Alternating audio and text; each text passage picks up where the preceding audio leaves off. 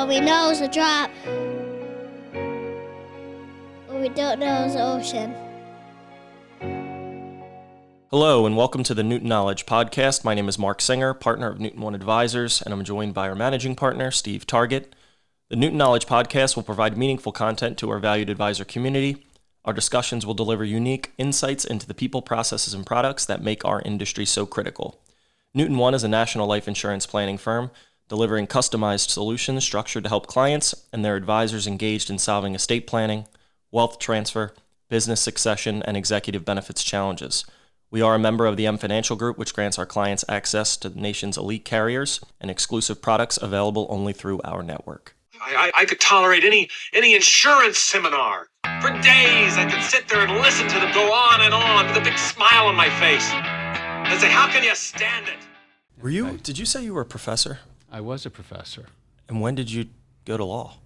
Well, no, I was a professor. Teaching at... I taught at Villanova Law School. I taught for 5 years. Okay. There. Do you miss it? It's like I enjoyed doing it, but I stopped doing it because it was no longer fun. Yeah. So, the problem is that even though this is stuff that I do every day, you still have to prepare for an hour and 20-minute presentation 2 times a week, and it takes a lot of time, and it's work. Yeah. And when you work all day, it's tough to do that at night. I felt that through your presentation in terms of teaching a class and making hard concepts easily understood. Well, thank you. Which I think is a huge part of your practice, right? It absolutely is, because again, you're dealing with taxes and you're dealing with complicated areas, and how can you make that understandable? Yeah. So the fact that you liked it, I appreciate that. Thank you. I'll be back. Okay. Back to the next one. Takes a lot to impress Mark. It does.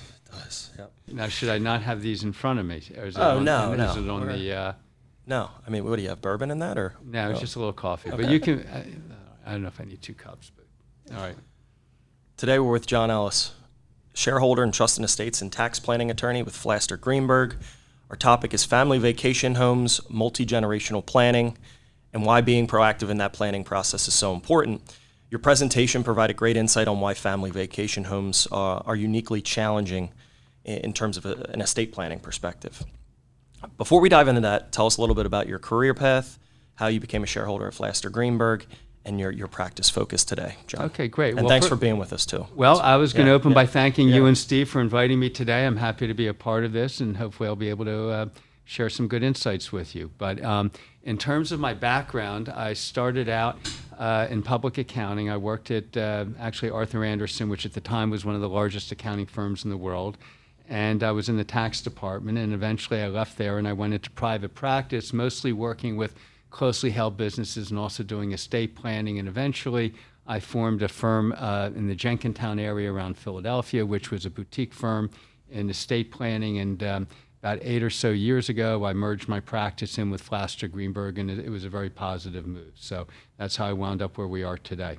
So let's get a little deeper with John. What makes you lose track of time and you can't talk about work? Well, what I like to do is, frankly, just kind of take walks and hikes, and I don't plug in. I don't really listen to earbuds or anything, and I just kind of go off into the hiking trails. And also, I enjoy walking on the beach in the early mornings. So it's very nice to get away and decompress on that basis. So that's one of my outlets. But that's also a good segue into today's topic, because we do have a beach house, and that's what this is about, is vacation homes and how do you plan for them. So it's very much in my own personal mind as well as professionally.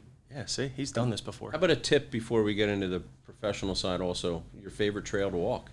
Well, I live in the Gladwin area around Philadelphia, and they have these bridle whittle trails. Oh, yeah. And they're really amazing. They were old horse trails, and you go on these bridle whittle trails, and you kind of get lost. You think you're in the middle of the woods, in the middle of nowhere, but actually you're 5 minutes from everywhere. So they're really a great place to hike in the area. Where's your beach home? What's the address so we can give all our listeners? Well, it's in the Delaware beaches. Most people around here go to the New Jersey beaches. I go down to the Delaware beaches. And they're called beaches, not the shore. That's a very good point. That's a very good distinction. And also, do you go down to them or do you go east to them? We tend to go down to places, but I would agree with down. You go it feels down? like you're going down. Okay. Down to the beaches, not down to shore. Well, Delaware is south of Philadelphia, so that's definitely down. But when you go to the Jersey beaches, you're really going due east. We're going east. Right. We do LBI. That would be east. Yes. But if we visit friends at the Delaware beaches, and we say we're going down to the beach, I never thought of that. Staying on beach settings, why do families often underestimate the complexity of owning a vacation home at the beach, wherever it may be, within their estate plan? Well, I think a lot of it comes down to the people, and myself included, you have kind of these nostalgic ideas of what it is to have a beach house or a vacation house, because people also have mountain houses and lake houses and things like that. And what happens is, we've been going to the same place for 30, 35 years. My kids grew up there. You have memories there. My brothers used to take their kids to the same beaches. So there's a lot of shared experiences and memories, and you want to instill those memories onto your children and have them carried down through the generations. So they're very laudable goals in terms of what you want to accomplish. The problem is, as you get more and more people involved in these kinds of arrangements, everybody has their own ideas in terms of how things are going to play out. So as the circle starts to expand, it becomes more difficult to reach consensus and make things work.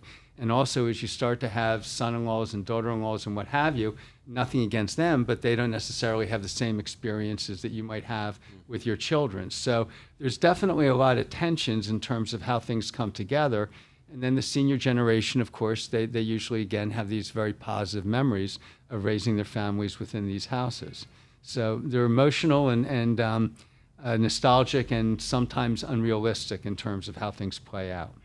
It's almost deeper, the emotional connection is almost deeper, the planning aside, but the planning helps kind of fix some of those emotional attachments or makes it easier when other variables come into play.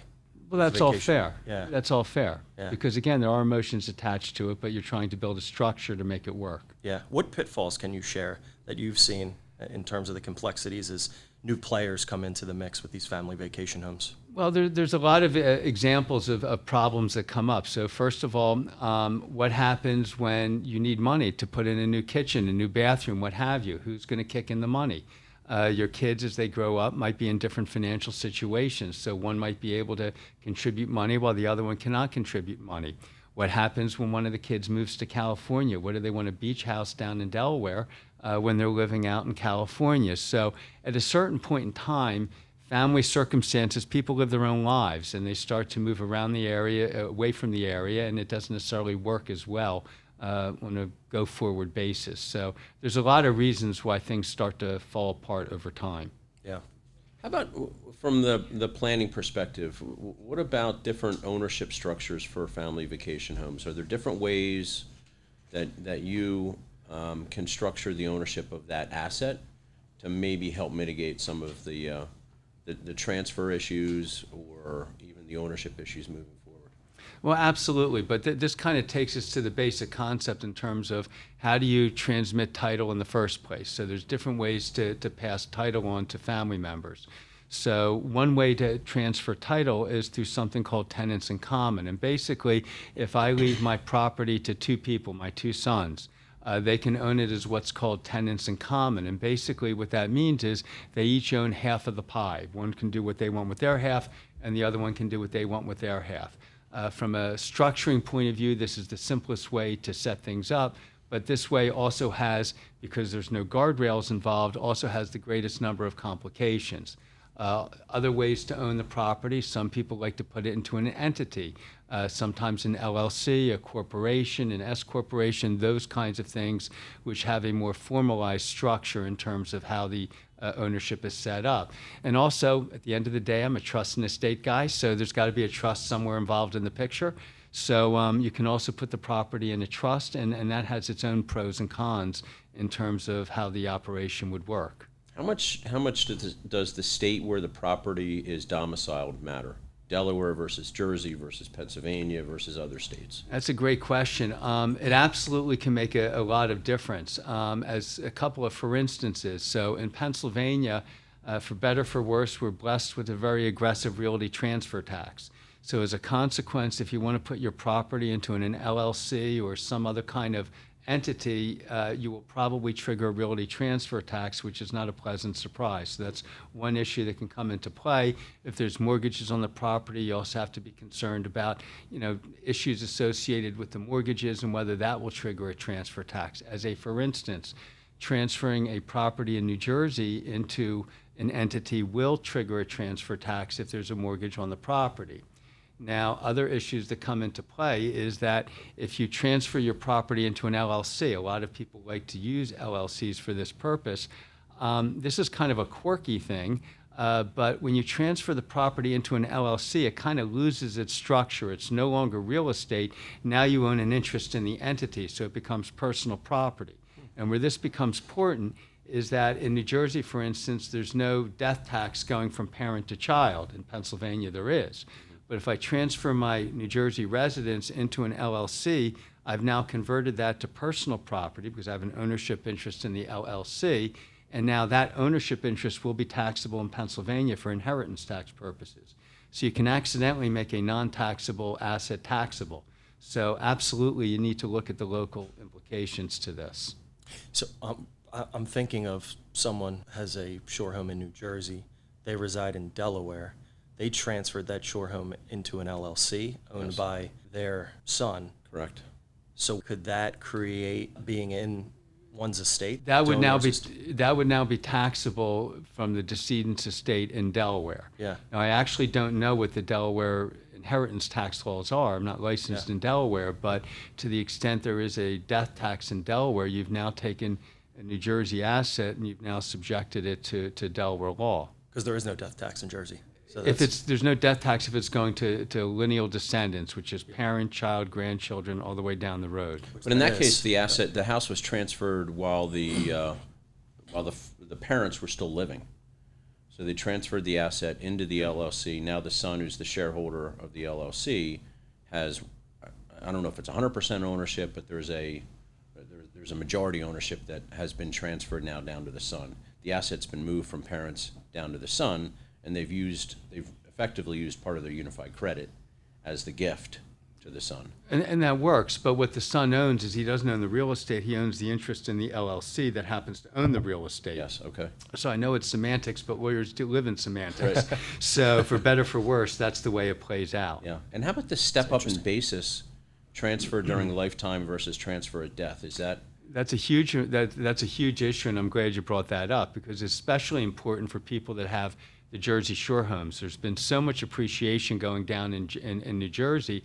I have a lot of clients that have these properties that they've owned in the family for 30 years or 40 years or what have you and have a very, very low basis and now worth millions of dollars. So it's absolutely an important thing to step up in basis. And just a real quick point, what is the step up in basis? So what happens is if I buy Walmart stock for $1 during lifetime and it goes up to $100 and I sell it, there's $99 of capital gains. If I die owning that Walmart stock, the basis, what I paid for it, appreciates, it increases to the date of death value, so all the capital gains is wiped out. Now, if I own my property in a S-corp or a corporation, when I die, it gets a little complicated, but the outside basis, my basis in the stock in the business that owns the real estate does get the step up in basis. But the inside basis, the actual real estate, does not get the step up in basis. Oh, wow. So that's kind of a tricky thing. Yeah. Now, if it's an LLC or a partnership, there's a certain tax election that you can make that might help with the step up in basis on the inside. So that's something that you have to be aware of. From a trust point of view, generally you do not get the step up in basis when a beneficiary dies. We do include in our documents certain provisions which would allow a beneficiary to get the step up in basis. So it does require a certain amount of advanced planning, but there is a way to get the step up in basis on assets within a trust. And then we did the LLC and we did the trust and we did the corporation. So those are basically the different ways that you would own it. Interesting. But the step up in basis is a big deal. Yeah, there's a situation that we're aware of. We were asked to help think through with a client who is a fourth or fifth generation now owner of a piece of property in the Midwest. It's really farmland. Okay. It's generating some income from the farming. And the question was, just to simplify for this individual's estate planning, should she sell this piece of property? Now, take the money, invest it, generate dividends or income interest off of that. And what became quickly evident was, number one, because it's 4 or 5 generations in the family, how in the world are you going to find what the actual basis is on that piece of property? Now, maybe there's court records and maybe there's documentation, but we might be going back 100, 150 years to determine what that is, rather than just having her maybe keep that piece of property upon death as part of her will. It's willed to somebody or something, and then there's a step up and the sale can happen at that point with minimal tax implications, ignoring transfer taxes and estate taxes and all the other. So some of those circumstances or situations are quite interesting as well. No, absolutely, and there's no question one of the benefits of the step up in basis is it does clean up a lot of those issues. They've actually, during the course of my career, tried to get rid of the step up in basis a couple of times. It actually passed legislatively to get rid of the step up in basis, but they had to retroactively reinstate it because of the kinds of things that you're describing. Yep. It's really a cleanup mechanism where people can figure these things out and go forward. So the step up in basis helps everybody, and regardless of your asset level. So it really is a big provision. Let's talk about some of the maybe strategies, the planning strategies that you might implement or suggest that would help with the transition of that property. And as the insurance guys in the room, one of the things that we think about in a very simplistic manner is family has a piece of property. As you said, it's very emotional. Kids grew up there. There's a lot of memories. Maybe the kids are 3rd generation, could be on the beach. It could be anywhere, mountains. And their concern, as you noted earlier, was the children might be in different financial situations. So now parents die, and they know that there's a carrying cost to that piece of property, taxes, upkeep, whatever all of those carrying costs for the property may be.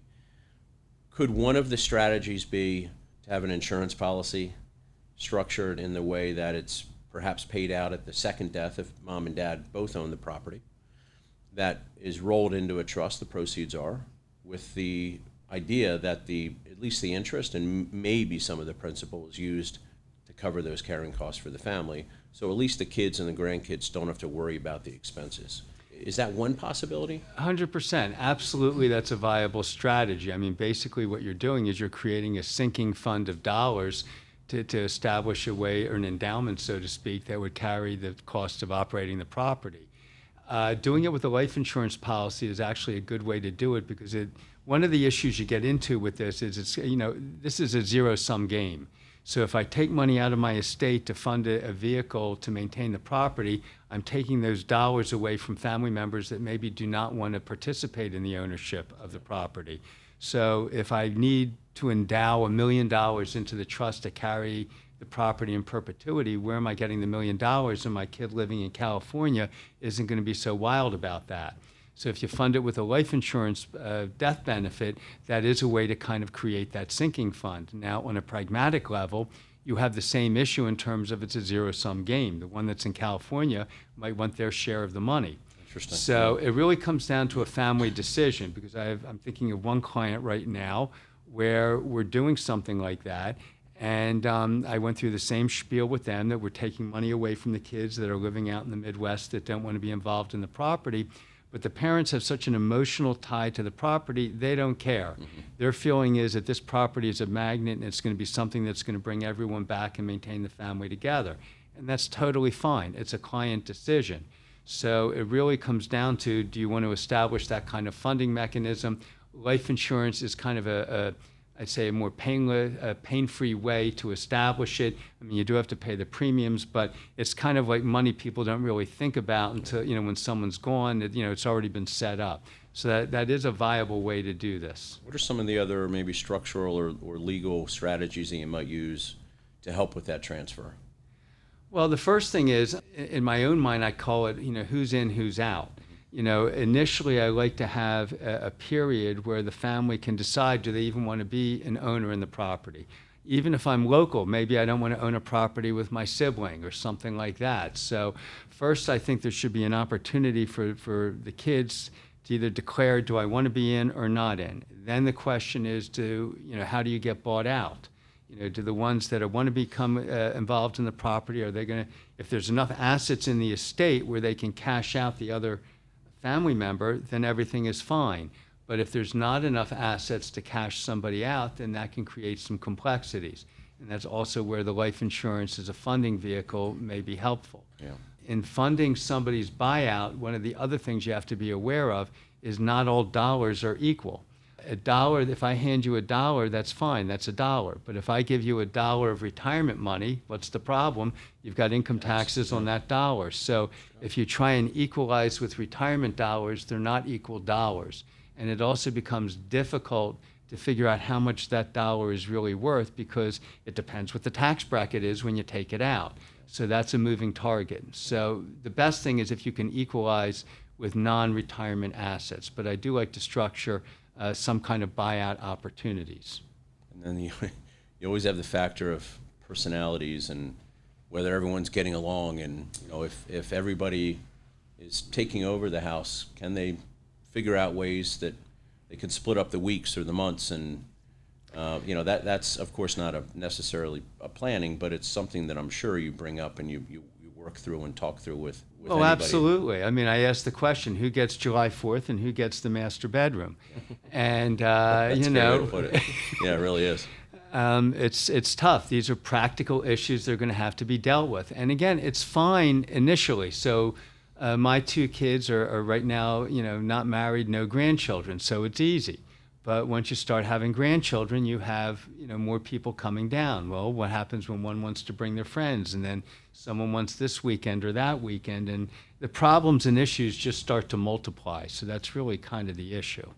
Professor Ellis, we're coming up on our time. This has been great. Is there anything, aside from those listening, calling you and your team at Flaster Greenberg to learn more about this proper planning, what else do you want to leave the audience with today? Well, one of the things I think is always important is to make sure that you have some kind of exit strategy. There needs to be a vehicle that does not require a unanimous decision to dispose of the property.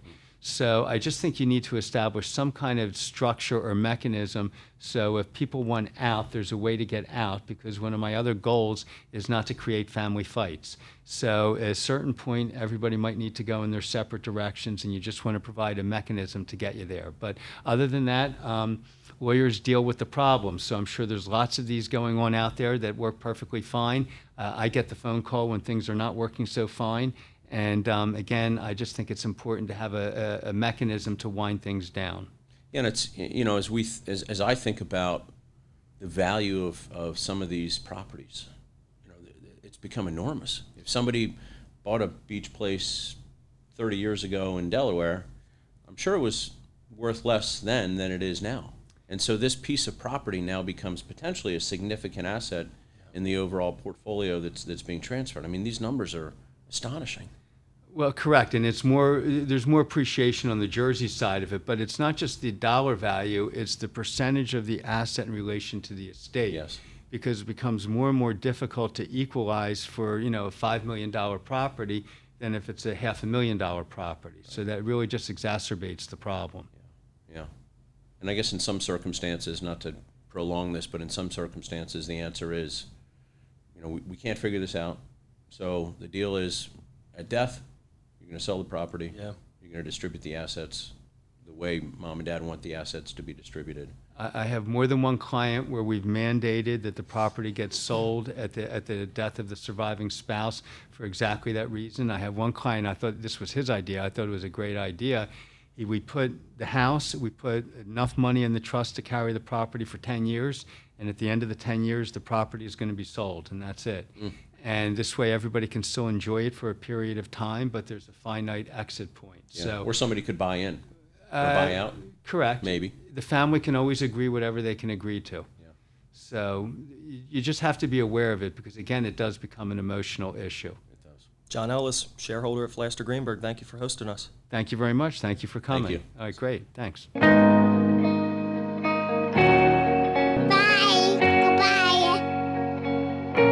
The material and opinions voiced are for general information only and are not intended to provide specific advice or recommendations for any individual.